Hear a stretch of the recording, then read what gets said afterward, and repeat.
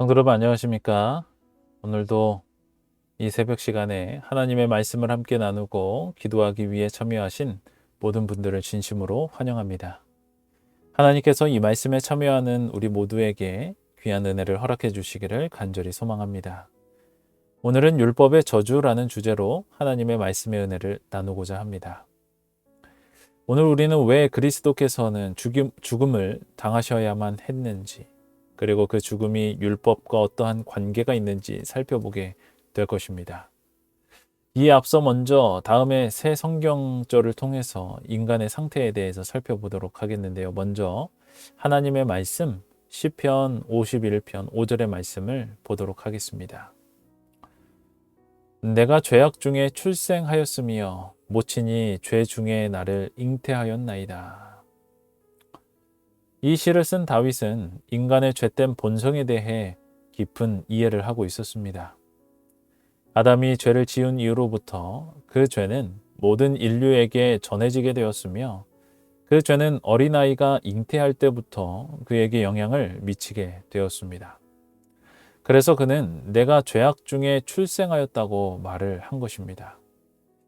하지만 다윗이 이렇게 말한 것은 자신이 태어날 때부터 죄악 중에 태어났으니 죄를 짓는 것은 당연하다는 말을 하려고 한 것은 아닙니다. 오히려 그는 이 사실을 통해서 인간의 속절없음을 드러내고 하나님의 자비가 더욱 절실함을 고백한 것입니다. 인간의 상태를 말해주는 두 번째 성경절이 있는데요. 이사야 64장 6절의 말씀입니다.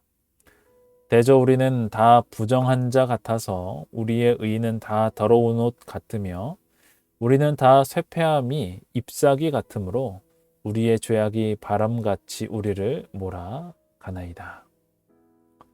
이사야는 우리의 의가 다 더러운 옷과 같다고 표현을 하였습니다. 여기서 말하는 우리의 의란 우리의 스스로의 행위나 노력을 통해서 얻는 의를 뜻합니다. 다시 말해서 아무리 착한 일을 많이 하고 또 선한 삶을 살았다 할지라도 그것은 다 더러운 옷과 같다는 것입니다.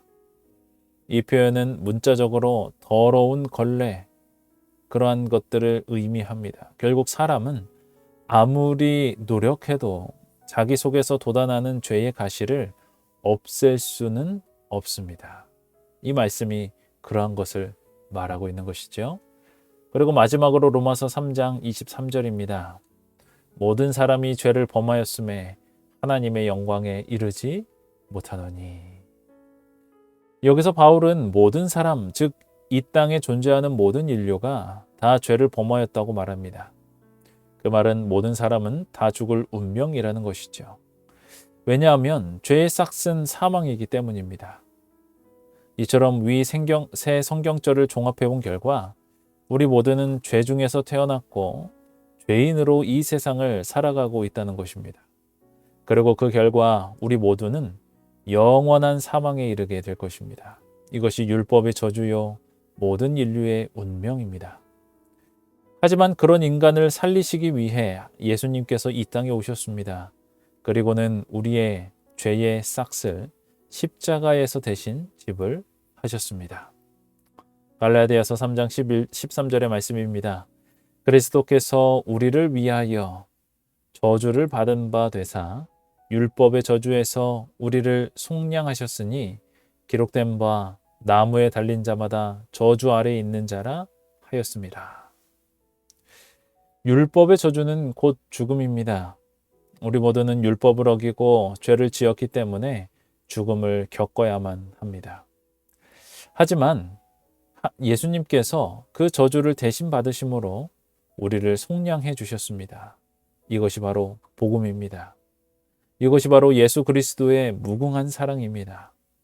예수님께서 십자가에서 다 이루었다고 외치신 것은 그분에게 주어진 그 구원의 사역을 다 이루었을 뿐만이 아니라 우리의 죄에 대한 율법의 요구를 다 이루셨음을 의미합니다.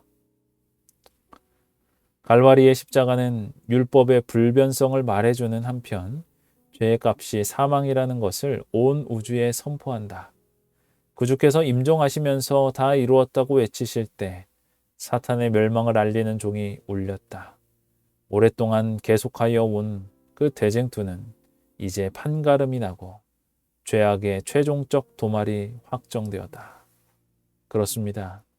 그리스도의 죽음은 율법을 폐지한 것이 아니라 율법을 완성하고 그것의 불변성을 온 우주에 선포하였습니다. 예수님께서 십자가에서 영원한 죽음을 죽으신 것도 율법의 요구를 이루시기 위함이었으며 그 결과 회개하는 인류에게 구원이 보장된 것도 역시 율법에 의해서 가능해진 것입니다.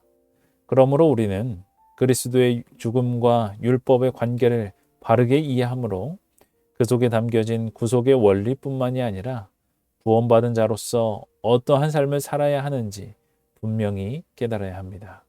그렇게 할 때에 우리는 마침내 마지막 때에 구원받을 자들의 특징이 왜 하나님의 계명과 예수 믿음을 지키는 자인지를 깨닫게 될 것이며 그 무리에 우리도 속하게 될 것을 확신합니다. 사랑하는 성도 여러분, 오늘 우리는 그리스도의 십자가가 죽음과 율법의 관계가 어떠한 관계가 있는지 살펴보게 되었습니다. 흔히 사람들은 그리스도의 죽음이 율법을 폐하였다고 생각을 합니다. 그러나 오히려 성경은 그리스도의 죽으심이 율법의 요구를 다 이루는 사건이었음을 우리에게 말해줍니다. 그러므로 결국 그리스도께서 십자가에서 하신 일은 우리로 하여금 더 이상 율법을 지키지 않아도 되도록 하신 것이 아니라 우리가 매일의 삶 속에서 율법의 요구를 이루며 살 수 있도록 그 능력을 준비해 주신 것입니다. 그러므로 우리 모두가 그리스도 안에 있는 자로서 날마다 생명의 성령의 법을 통하여 우리 속에서 율법의 요구가 이루어지고 그분의 품성과 형상이 회복되는 그 놀라운 경험을 하게 되기를 간절히 바라며 오늘의 말씀을 마치겠습니다. 기도하겠습니다.